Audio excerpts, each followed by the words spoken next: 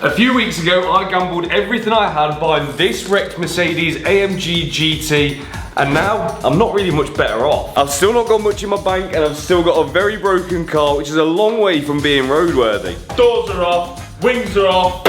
What are we gonna do? I've had enough. I've had enough. Even though we have managed to get a new interior in, we're still missing some pieces of that.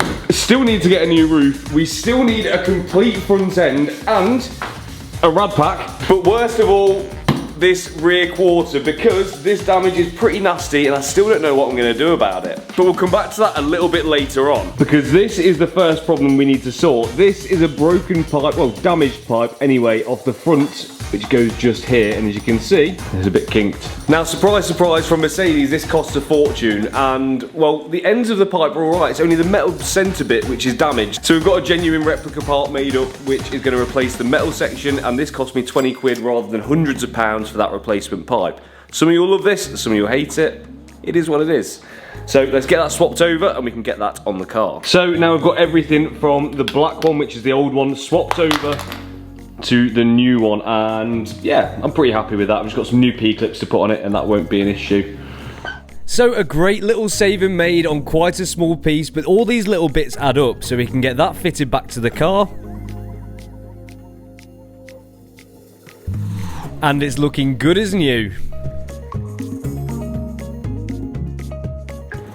Monumental. There we go. Boom. Boom.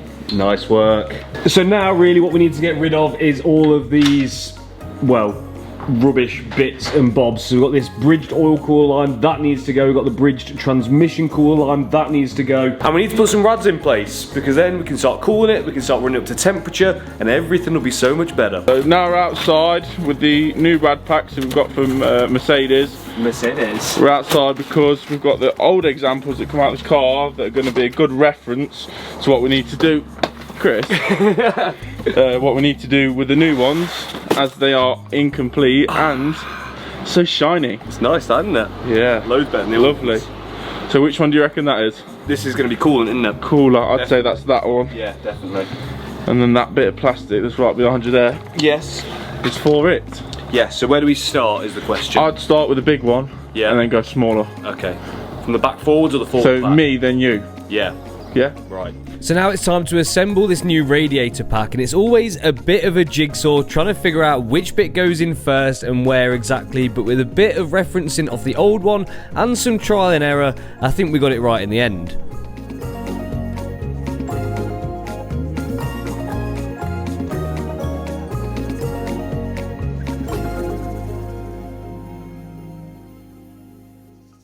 Now, at the moment, what we're essentially trying to do with this car is work through all of the faults until all that we've got left is bodywork damage, which we've got to deal with because that's quite a simple, straightforward one to do. But what we can do with this car, once it's all running up to temperature and working as it should, I'm sure there'll still be some faults left that we need to sort. We can plug in with our OBD device to speak to the car's computer and finally try and figure out those last few fault codes. But at this moment in time, it's a little bit pointless because there's so much that needs doing on this car. But we have some very good news. And that's because OBD11 have released new features for BMW E-Series cars, which is fantastic news for me, and I'm sure plenty of you too.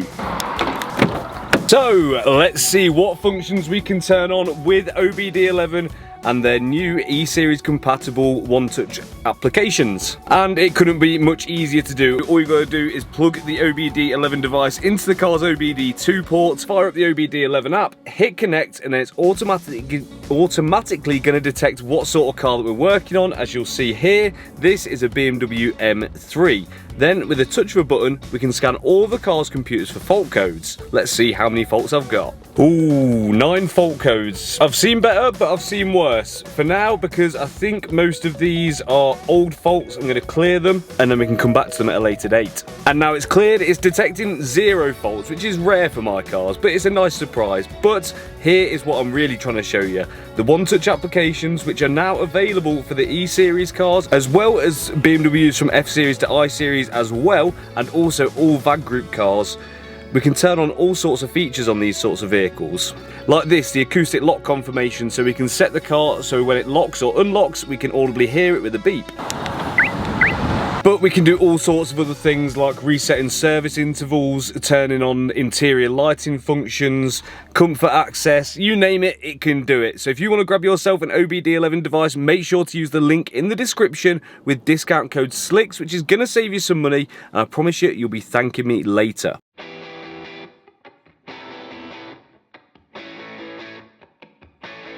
So now we can start to fit up our newly assembled rad pack, putting the last few bits on it whilst it's on the car. Well, here's where we're up to. We've got the side coolers on, no shrouds. I knew I didn't have these. I thought these may have survived, but they haven't, so I need to get those ordered.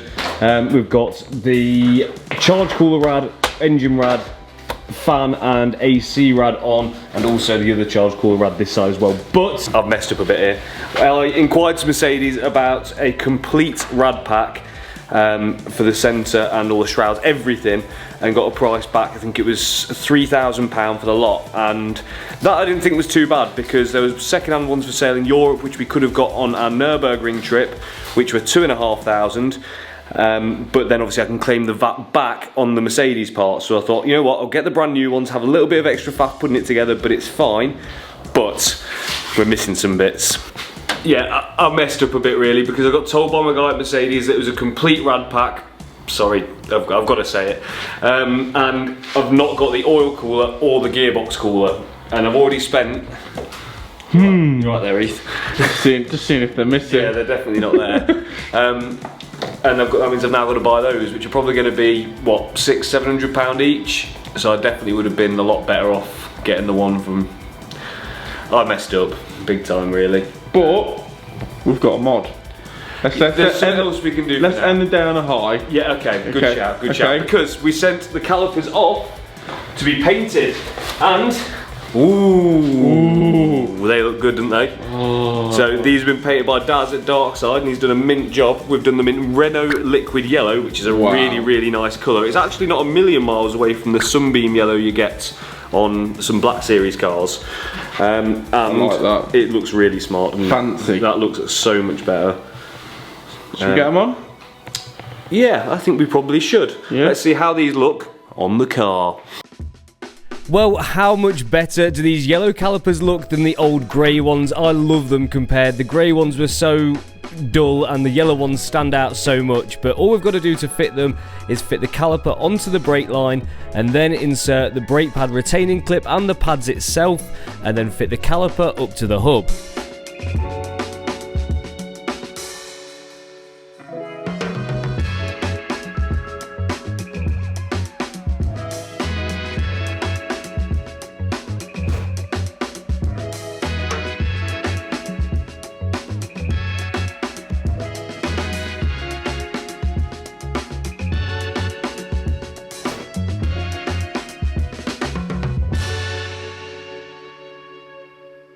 So, we've done something with the gearbox cooler, which we'll come back to in a second, but for now, we've got the radiators all plugged in. This is the fan plug here, so that can go on there, like that.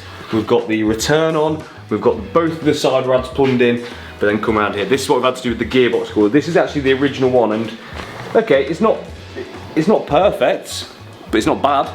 It doesn't look like it will leak. No, it looks fine to me. Do we just send it? I'd send it. And then see if it leaks, then we change it. I'd send it. What do you guys think? What would you do? So now, the only thing we're waiting on is the gearbox cooler, because that is currently mine. Is that gearbox or oil? Oh, sorry, I mean engine oil. My bad. It's been a long day, hasn't it? It's, yeah. And it's hot in there. It is hot and stressful. But not too bad. And let's have a look at the brakes. Yes. Wow. What do you reckon? I really like them. Renault Liquid Yellow. I really like them. They're the buoyant, they look really nice. Yeah, happy with them. And I think we've got a solution for cleaning up the discs, but we'll come back to that at a later date again. So, next up, what is next? Rear brakes? Yeah, I've got to do the rear ones, they're a faffing. I took them off, so you're putting them back on. Not it. No, I don't care, mate. Everyone's seen me take them off. Damn it. Right, okay, let's do the rear brake. And we've got them on the rear too. So now what we need, because we've got, well, no brake fluid in the system at all, we need to bleed that up, Ethan. Blood it up. And Ethan has brought a little gizmo with him that he's going to run us through how to use, because I've never used it before. That is tight. Really tight. Oh God. Join for the big guns. Is it that tight? Yeah. Mate, it's tight. If Ethan says it's tight, you know it's tight. It's tight. There you go. Lovely. Ooh. Blah, blah, blah, blah, blah. That's good going. You can pour me a pint any day, my man. You can pour me a pint. Because I don't know. So, we fill this. So this is basically a one-man bleeding kit. Okay. I'll go home then. Yeah, you can do. If you want. So we fill this up with brake fluid. Yep. Then we attach this to there, and then we get a pressure off a tyre. Ooh. So it runs, so it pressurises the system, so you're not pressing the brake pedal. Makes sense. And then you start off, obviously, Rear to front, is it? furthest away from brake master. So rear, passenger, Yep. drivers, passenger, drivers, Okay. front. Sounds cool to me. Okay, here we go.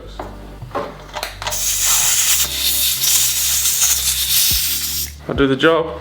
Nice. Not the most entertaining thing, so let's bleed brakes in 5 seconds. 3, 2, 1, go.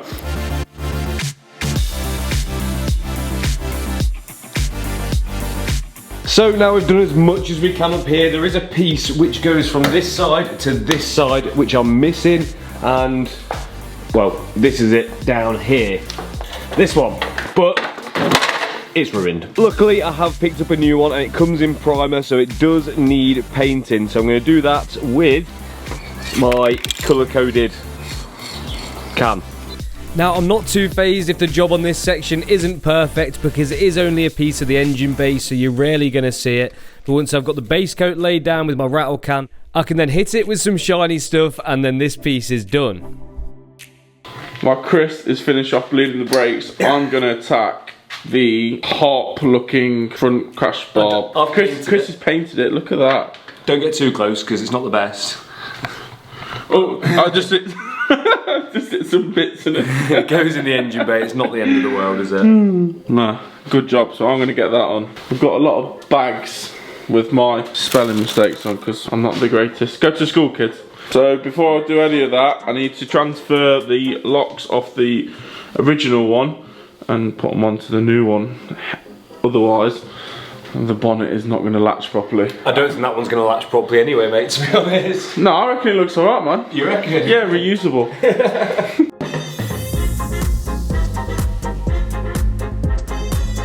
It's go time! Let's see how we do. You know how we do when we've had a few. On the ones and twos. Gives it a lot more length, doesn't it?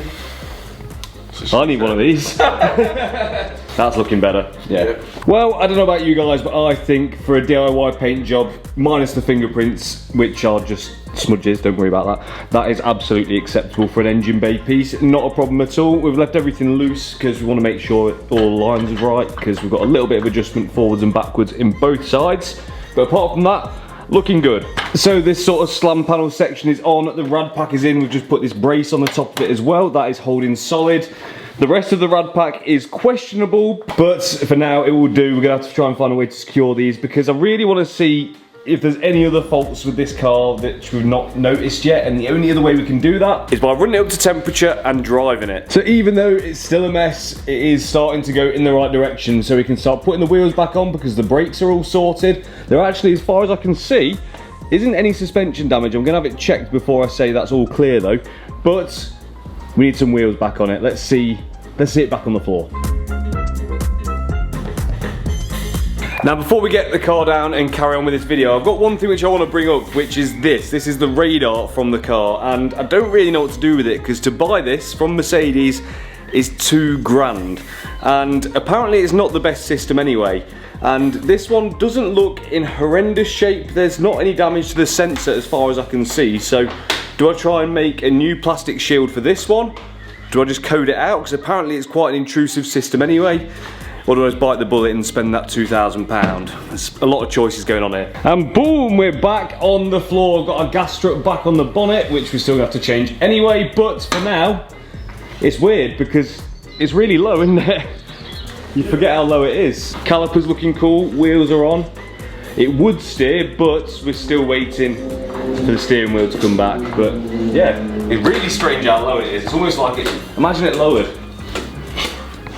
Yeah. Look at it, it's like On my titties? It's up to your belly button, lad. My belly button.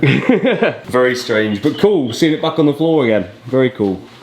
Trying to get like an image on the back corner, don't you? This is the good side, isn't it? How it will actually look against the paint. Back looks it's big arch gap going on. Yeah, you probably do need to lower it. I do, yeah. Imagine it's going to be like down here. You're not going to get in it. I know. So we're one step closer to being able to move this car under its own steam. We've got the 4 wheels back on the floor, but there's one wheel which we're missing. And it's definitely not this BMW one. Because I've had to pull the steering wheel back from the trimmers. They are trimming it currently in Alcantara with a yellow centre line and yellow stitching. There's one small detail they need to finish off, but I can swing it back to them for them to do that. But for now, how good does that look? It's going to go perfectly with the interior, with the yellow stitching accents, and also the seats when you get to see those, but you don't get to see those yet. So now we can get this in and then we can steer the car. And it's a really nice, easy job because all I've got to do is send her home. Done. Can't forget that. Looking nice, right? What do you guys reckon? You're rating the yellow with the blue? I think it's a great combo. The only bit those guys have got to finish off, I don't know if you can catch it, is the stitching, because it needs some extra stitches to make it look right. But apart from that, banging. And to run the car up to temperature, like I said I wanted to earlier, we're going to need some coolant because there's none in there at the moment. So I've got some here. Let's get it in. Great pour. Now I'm only going to put 5 litres in. I'm going to dilute the rest with water because chances are it's got to come out again anyway. But for now, that will do. So now what we've got to do with this car is get it started, take it for a short little drive, and then we've got somewhere that we've got to take it because I've reached about where I can at this moment in time without some more work being done. So I need to hook up the world's biggest jump pack and see if this car will move under its own steam. So let's hop in. It's a bit lower without some seats in it. Ignition on. Let's go for a start.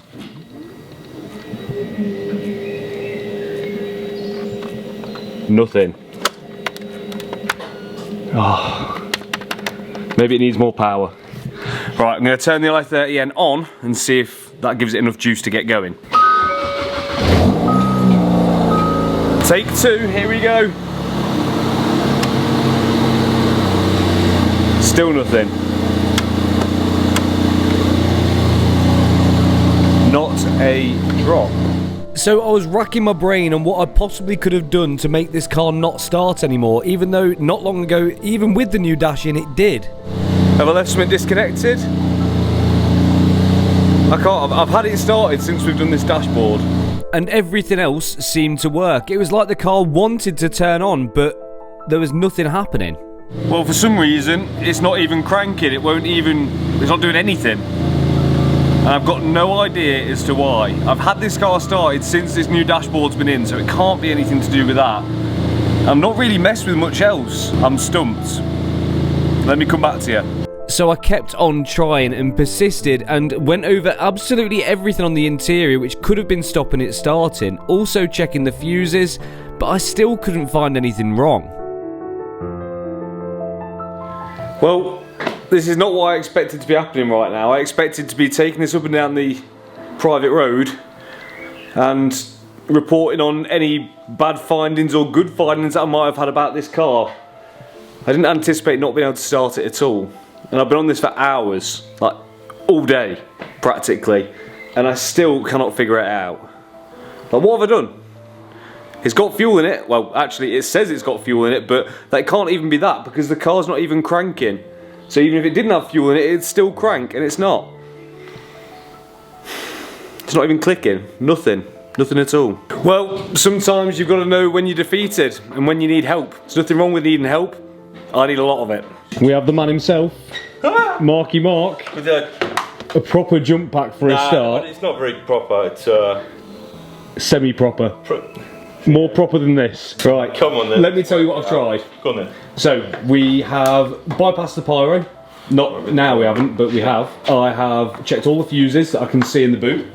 I have gone through it with my diagnostics machine, checked everything I can possibly find, checked the brake pressure, we've got brake pressure. There is brake pressure, so that should enable it to start. What else? I can't think what I haven't checked, because last time I started it, engine bay was no different. But you're the man who can fix anything. Apparently, well, Mercedes wise. Especially with Mercs. So, if you can't do it, this car's going in the bin. So Mark starts checking over everything on the car to see if he can find anything which is preventing it from starting.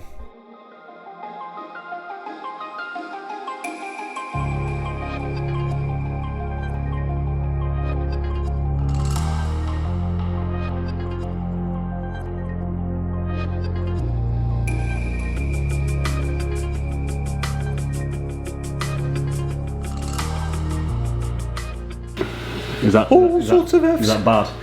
Look, jump leads, real ones. Real jump. That's like an anaconda. That's what you need. It's a beast, that. We're into it, but let's have a quick look at what. There's a lot going on here. We've got oxygen sensor, grout, it's all stored anyway. Outside temperature, nothing.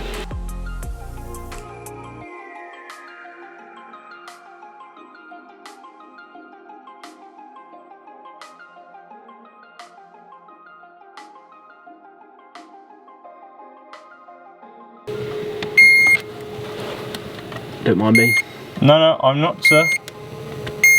We're just having a quick look at these. It'd be a fool not to go through these and go, well, there's just a fuse at the end of it. That would be annoying. Usually we've got a starter control fault in the ECU. But what we can do while we're down here is go for the start relay. Yeah. In an attempt to make it start again, we've got the start relay just open so we can see if it fires. And when you turn the key and go for start, it locks the start relay in. So the car thinks it's trying to fire the starter motor. So, which opens up even more kind of work. Let's recap. The ignition is working, yes. The brake pedal is working, yep. The starter relay is working, everything in here is working. Everything is working. There's hardly any warning lights, but it's not working. But it does start. Good car. Great car.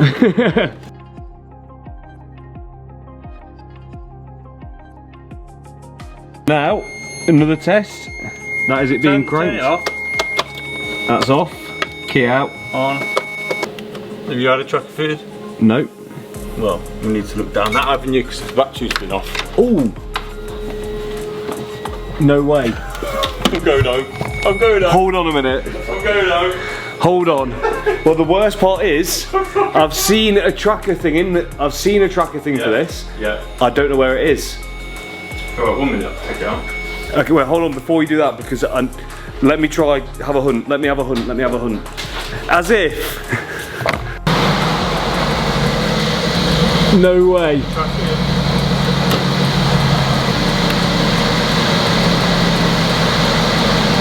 As if. Where's my tracker fob? I can't believe it.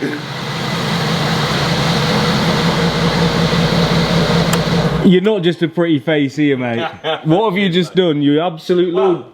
What a genius. Well, we can't really give away secrets like that, can we? I suppose not, where no. it's going to be, but if you fire that. So it's got a starter cut on it. Oh. So like the car is working as per. Oh, there you go. I can't believe it. It would have happened eventually. It might have happened at the body shop, or Yeah, it might true. have happened somewhere. And Just got to find it now, it's just one of them, isn't it? It's not in here, is it? It wouldn't be because we're picking it up. Oh wait, what's that? That's it. Well, let's face it, it's probably a tracker system which is getting on 10 years old, isn't it? I'd have thought so, yeah. So it's time for the bin. Yes. No, we're going to get a new one installed. Time for a Cat 5. Well, I guess that answers that. Don't it, Mark? It's running. She is running, she is working. I'd have never predicted it, and who'd have thought it'd have been something so stupid. But we're sorted. We are sorted. We are sure sorted. You, my man, are a legend. We're gonna leave a card at the bottom of the screen for Mercedes keys and coding. Keys and coding. Got it right. Birmingham. Yes, nice. So if you ever need keys, coding, or diagnostics for your Mercedes, Diagnostics for Mercedes. he's the man to go to. So it's time to get her outside, but it would be the first day in however long it's been where it's going to be raining and we've got no windscreen. So, well, let's pray it doesn't get any worse out there. But luckily we have the best trailer man in the whole of the East Midlands. Alright, Eve. Hello. Mr. Stealth Movements with the big guns. I think enclosed was the right choice today. Nice. But there's no way I'm going to be able to drive this and see over the dash without a seat in it. We need someone a bit taller right now. Sounds like a fighter jet, mate. It doesn't, it's going to take off. Perfect. Yeah? Sort of. How's she driving? Mint. No power steering? No. Oh, nice. I'm doing the shuffle. At least she sounds good. Okay. Right there, yeah?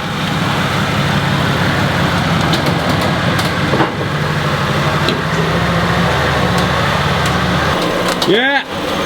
Yeah. Wunderbar. Wunderbar. How was she? Low? Yeah, can't really get out. There we go. I'm out. So if you need your car moving, if it's enclosed or open trailered, Ethan, tell the people who they've got to get in touch with. Stealth Movements. Stealth Movements on Instagram. Links down there in the description and at the bottom of the screen right now.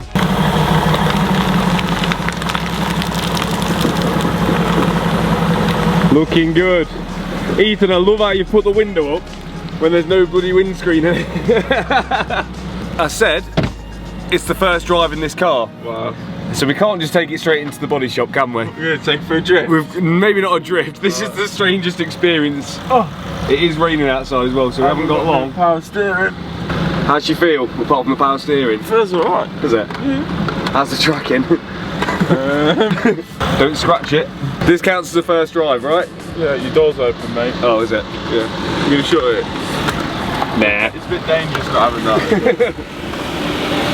Well, seems alright. It's alright for a NASCAR anyway. Yeah. Right, well that is a successful first drive if you ask me. Everything's getting wet. Oh yeah, put the exhaust is in loud mode. A successful first drive, I'd say. Oh, my knee. Right, I'm getting wet. Let's get her inside. We've come to Flatout Bodyshop. Paint shop. Got a lot of fluid dripping out. Oh, that's good. Are we? Oh well. Yeah. What fluid is it? Coolant. I just cleaned that floor as well. Sorry. Oh dear. Oh, it's a tragedy. No, it wasn't a successful first drive. Where's that coming from? What?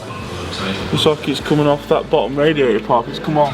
Right, we've got that pop back on. Hopefully it holds. I'm not sure if it will, but we'll see in the future. Right. So we've brought the car here for an obvious reason. We've got some repairs that need doing whilst we're waiting for some parts to show up. We're still waiting for some front end bits, and we've got damage to the roof here, damage to the rear quarter here, which I was unsure whether I thought was going to be savable or not, and damage to the A-pillar here as well. So there is quite a bit to do. You, my friend, reckon it's going to be savable?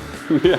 A lot of people thought because it's alley, it might not be bendable back into shape because of the stretching. Well, we just got to get some heat on it, knock it out from the inside, and just play with it really, and just manipulate it back into shape. And you reckon that's not too deep? You don't reckon it's stretched too much? If you can repair that, that was, I think it was like £2,500 for the rear quarter. I've just shot myself in the foot there and I've just told myself my own bill. Yeah. That was a stupid move. But yeah, that'd save me a lot of money if you can do that, so I'd really appreciate it. But we're gonna have to see how they get on. It's gonna take them a week or so to sort that out. So for now, I hope you guys have enjoyed this video. If you have, don't forget to like it, don't forget to subscribe, and I'll catch you next time.